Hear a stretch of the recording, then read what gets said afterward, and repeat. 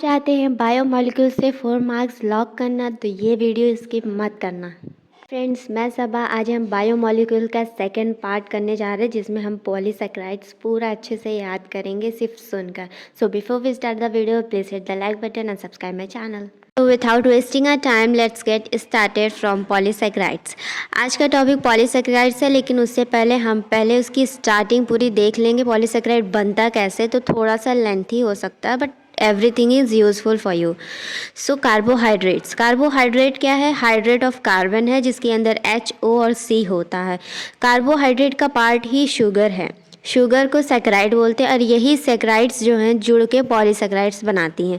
अब जो सैकराइड है, सैकराइड के पास दो चीज़ें होती हैं, एक तो फंक्शनल ग्रुप होगा, दूसरा एल्कोहलिक ग्रुप। फंक्शनल ग्रुप इसके पास दो होगा, एल्डिहाइड या फिर कीटोन। एल्डिहाइड ग्रुप अगर होगा तो CHO वाला ग्रुप कहलाएगा, अगर कीटोन ग्रुप होगा तो वो C डबल बॉन्ड O वाला ग्रुप होगा। जिस शुगर के पास फंक्शनल ग्रुप में से कोई एक होगा, एल्डिहाइड या कीटोन, तो एल्डिहाइड अगर होगा तो शुगर को एल्डोज बोलेंगे, कीटोन होगा तो कीटोज बोलेंगे। नाउ जो दूसरा ग्रुप मैंने बताया था अल्कोहलिक ग्रुप, अल्कोहलिक ग्रुप को हाइड्रोक्सिल ग्रुप भी बोलते हैं, OH वाला ग्रुप जो हर शुगर के पास होता है। अल्कोहलिक ग्रुप सारे शुगर के पास कंपलसरी है। फंक्शनल ग्रुप भी होगा लेकिन उनमें से कोई एक होगा। तो फंक्शनल एंड अल्कोहलिक दो ग्रुप्स होते हैं, फंक्शनल में से कोई एक होगा, अल्कोहलिक तो OH वाला हर शुगर के पास होता है। तो सिंपलेस्ट शुगर से स्टार्ट करते हैं जो कि एक मॉलिक्यूल से बनती है, तो इसीलिए इसको मोनोसैकेराइड्स बोलते हैं। इसका जो फॉर्मूला है वो CnHNON है, CnH2nOn है, और इसमें जो N है वो रिप्रेजेंट करता है नंबर ऑफ कार्बन। तो N की जगह पे जितने नंबर होंगे कार्बन के वो रिप्रेजेंट किए जाएंगे। मोनोसैकेराइड्स एक ऐसी शुगर है जिसको हम पानी की मौजूदगी में तोड़ नहीं सकते, it can't be hydrolysed in at the presence of water.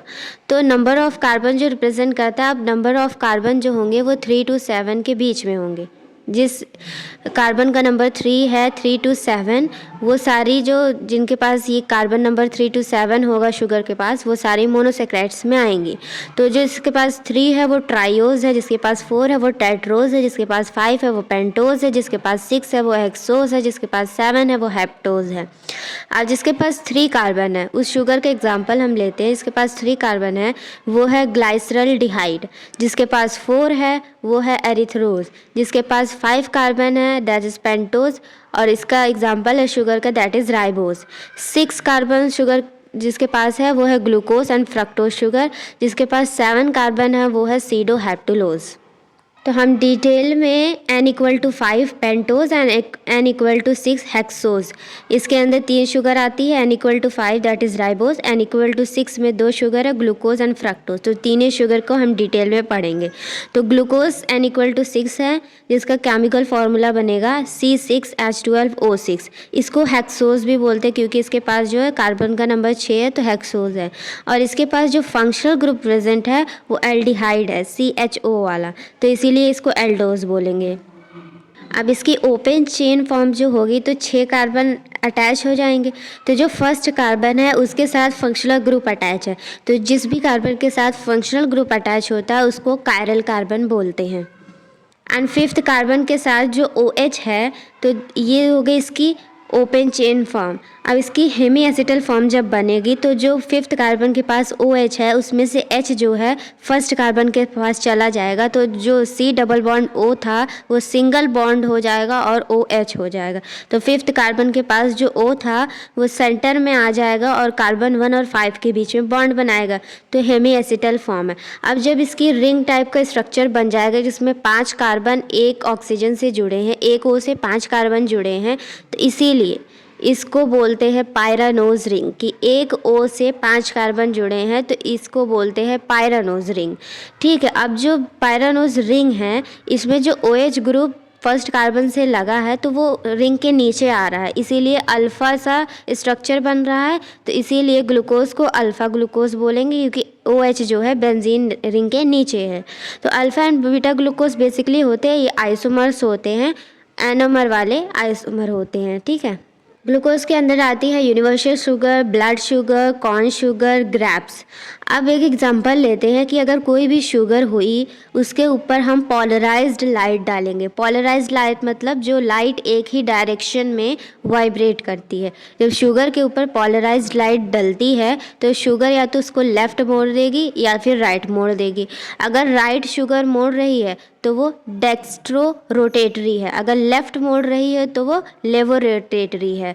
तो जो लेफ़्ट शुगर लाइट को मोड़ती है वो है फ्रक्टोज, और जो राइट मोड़ती है वो है ग्लूकोज। तो इसीलिए ग्लूकोज को डेक्स्ट्रोज शुगर भी बोलते हैं और फ्रक्टोज को लेवुलोज शुगर भी बोलते हैं। अब फ्रक्टोज का भी केमिकल फार्मूला होगा N6H12O6। तो इसीलिए इसका भी स्ट्रक्चर सेम ग्लूकोज जैसा ही बनेगा, और इसके पास जो फंक्शनल ग्रुप है वो उससे अलग है, ग्लूकोज से अलग है, क्योंकि इसके पास कीटोन वाला फंक्शनल ग्रुप है, तो इसलिए इसको कीटोज बोलेंगे।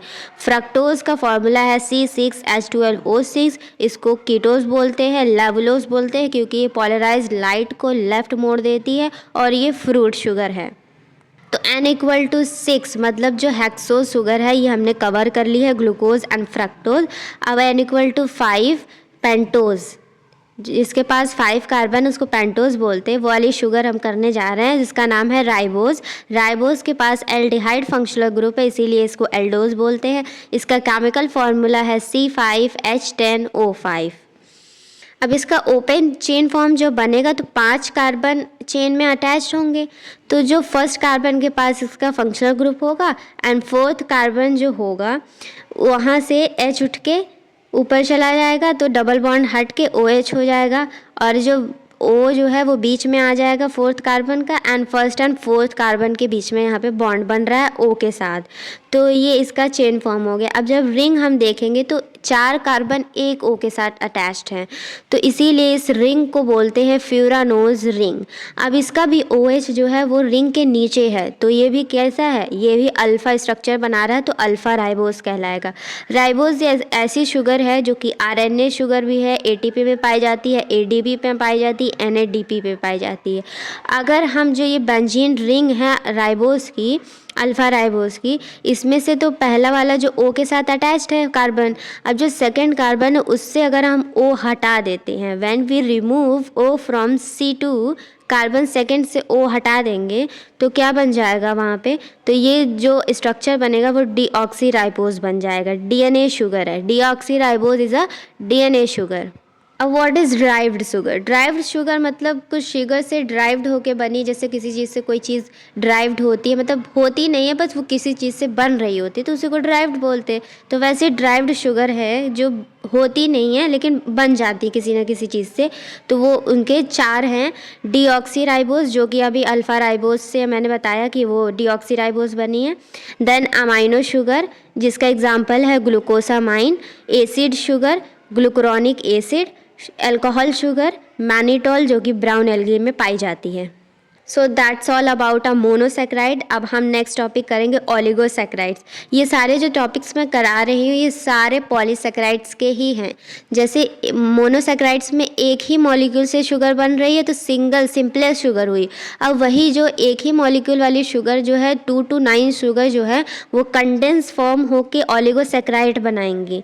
2 शुगर जुड़ के ओलिगोसेक्राइड्स बनाएंगी। 2 से 9 शुगर जुड़ सकती हैं ओलिगोसेक्राइड्स में, ठीक है। अब जो इसमें जो 2 शुगर जुड़ेंगी तो उसको डाइसेक्राइड बोलते हैं। अब दोनों का जो बेंजीन रिंग अगर हम ज्वाइंट करेंगे, उनके बीच में बॉन्ड बनेगा, 2 अल्फ़ा ग्लूकोज अगर जुड़ेंगे तो 4 और 1 कार्बन के बीच में बॉन्ड बनेगा, जिसमें से वाटर का लॉस हो जाएगा, ठीक है। डिहाइड्रेशन होगा, मतलब लॉस ऑफ वाटर होगा, ओके। और इनके बीच में जो बॉन्ड बनेगा वो ग्लाइकोसिडिक बॉन्ड कहलाएगा। इसकी जो राइट साइड होगी रिंग की वो रिड्यूसिंग होगी और लेफ़्ट साइड होगी वो नॉन रिड्यूसिंग होगी। रिड्यूसिंग एंड नॉन रिड्यूसिंग मैं अभी आपको आगे बताऊंगी। सो अभी आप इतना याद रखें कि राइट वाला रिड्यूसिंग है, लेफ़्ट वाला नॉन रिड्यूसिंग है। लेकिन अगर ओवरऑल ग्लाइकोसिडिक बॉन्ड और ये जो शुगर बनेगी, ग्लाइकोसिडिक बॉन्ड बनेगा, 2 अल्फ़ा ग्लूकोज जुड़ेंगे, अल्फ़ा 1 और 4 के बीच में बॉन्ड बन रहा है, ग्लाइकोसिडिक बॉन्ड बन रहा है, ये जो शुगर बनेगी उसका नाम है माल्टोस, ठीक है, alpha glucose and alpha glucose से जुड़ने से बन रही है। तो माल्टोज़ का जो ओवरऑल पूछा जाएगा तो ये रिड्यूसिंग है, माल्टोज़ इज़ रिड्यूसिंग शुगर। लेकिन अगर इसका एक साइड पूछा जाएगा, राइट वाला रिड्यूसिंग है और लेफ्ट वाला नॉन रिड्यूसिंग है। Overall maltose is reducing sugar. And next है oligosaccharide, that is sucrose. Sucrose बनती है ग्लूकोज प्लस फ्रक्टोज के मिलने से। तो एल्डोज और कीटोज दोनों चीज़ें मिलके ही सुक्रोज बनाती हैं, मतलब alpha 1 and beta 2 glycosidic bond बनता है इसमें, और sucrose is non reducing sugar. ठीक है, और उसके बाद है लैक्टोज। लैक्टोज ग्लूकोज प्लस गैक्टोज से बनती है। और जितनी भी मोनोसैकेराइड शुगर होती हैं वो सारी ही कैसी हैं, जैसे कि फ्रक्टोज है, ग्लूकोज है और राइबोज है, ये सारी कैसी है, रिड्यूसिंग शुगर है। मैंने बताया था ना रिड्यूसिंग एंड नॉन रिड्यूसिंग मैं एक्सप्लेन करूँगी, तो I am going to explain कि जब आप यूरिन का एक टेस्ट होता है, मतलब यूरिन के लिए, तो यूरिन का सैंपल लेते हैं, मोनोसैकेराइड का टेस्ट होता है। तो यूरिन का सैंपल लिया, उसके साथ बेनेडिक्ट रिएजेंट या फिर फेलिंग रिएजेंट उसको बोलते हैं, वो लेते हैं, जिसके पास ब्लू कलर होता है Cu2+ आयन के साथ। ठीक है, अब उसको जो है यूरिन का सैंपल प्लस बेनेडिक्ट रिएजेंट दोनों को ही इकट्ठा मिला के हीट करते, तो रिडक्शन होता है, तो Cu+ रेड कलर देता है। तो टेस्ट अगर पॉजिटिव आएगा तो रेड कलर होगा। ठीक है, तो जितने भी शुगर्स है, sugar which gives positive test with Benedict reagent that is reducing sugar, कि जो भी शुगर रिड्यूसिंग है वो क्या देंगी, बेनेडिक्ट रिएजेंट से रिएक्ट करके रेड कलर देंगी। अगर नॉन रिड्यूसिंग है तो वो नहीं देंगी रेड कलर। ठीक है, ऐसा क्यों होता है कि एक शुगर रिड्यूसिंग है दूसरी नहीं है, क्योंकि फ्री फंक्शनल ग्रुप, जिसके पास फ्री फंक्शनल ग्रुप होगा वही शुगर रिड्यूसिंग है। अदरवाइज जो अपने ग्रुप, जो फंक्शनल ग्रुप उसका अगर किसी के साथ बॉन्ड बना रहा है तो वो नॉन रिड्यूसिंग है। ओके, तो all monosaccharides are reducing sugar, ये आपको याद रखना है। That's all about oligosaccharides. Then most important topic is polysaccharides. हम पहुंच चुके हैं। बेसिक्स हमने इसलिए कवर किया ताकि आपको पता चले कि सिंपल शुगर से फिर ओलिगो बनती है, मैनी ओलिगो मिला के फिर पॉली बनती है। ठीक है, सैकेराइड शुगर, पॉली मतलब बहुत। तो पॉलीसैकेराइड जो है वो एसिड इनसॉल्युबल पुल है। तो मोनोसैकेराइड क्या थी, वो सिंगल मॉलिक्यूल माइक्रो मॉलिक्यूल्स है, तो इसीलिए वो एसिड सॉल्युबल पुल है। ठीक है, सिंपल शुगर इसीलिए फिल्ट्रेट में आती है और रिटेंटेट में पॉलीसैकेराइड आती है तो शुगर दोनों ही, लेकिन एक शुगर और बहुत सारी शुगर का अलग अलग चीज़ है।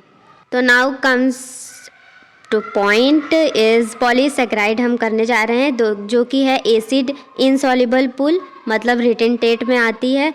ये जो है कंडेंसेशन होता है, ग्लूकोज ग्लूकोज ग्लूकोज ग्लूकोज जुड़ के क्या बनाते हैं, कंडेंस होकर बनाते हैं पॉलीसैकेराइड्स। ठीक है, अब टाइप्स ऑफ पॉलीसैकेराइड्स दो तरह का होता है, होमोपॉलीमर और हेटेरोपॉलीमर। होमोपॉलीमर मीन मतलब रिपीटिंग यूनिट सेम होते हैं, मतलब ग्लूकोज ग्लूकोज ग्लूकोज मिलके बनाते हैं होमोपॉलीमर जो है सैकेराइड का पार्ट। और हेटेरोपॉलीमर जो थे डिफरेंट यूनिट होती है, मतलब ग्लूकोज जुड़ रहा है, फ्रक्टोज जुड़ रहा है, राइबोज जुड़ रहा है, बहुत सारी ओलिगोसैकेराइड्स में से कोई शुगर हो गई, तो इसका जो रिपीटिंग यूनिट वो डिफरेंट होता है कि सेम शुगर्स नहीं बना रही होती हैं हेटेरोपॉलीमर। होमोपॉलीमर में सेम शुगर बना रही होती। तो होमोपॉलीमर में एग्जांपल है starch, glycogen, aniline, chitin, cellulose. और हेटेरोपॉलीमर का एग्जांपल है पेप्टिडोग्लाइकन, हाइलुरोनिक एसिड, पैप्टिन। अब types of polysaccharide on the basis of function. Function के बेसिस पे पॉलीसैकेराइड्स तीन तरह के होते हैं। एक होता है स्टोरेज का काम करता है, दूसरा स्ट्रक्चर बनाता है, तीसरा म्यूकोपॉलीसैकेराइड होता है, मतलब सॉफ्ट वाला जो चीज़ बनती है ना वो होता है पॉलीसैकेराइड शुगर। जैसे कि स्टोरेज में अगर हम एग्जांपल लेंगे तो स्टार्च, ग्लाइकोजन, इनलिन। स्ट्रक्चर जो बनाता है वो है सेलुलोज, पेप्टिडोग्लाइकन, काइटिन।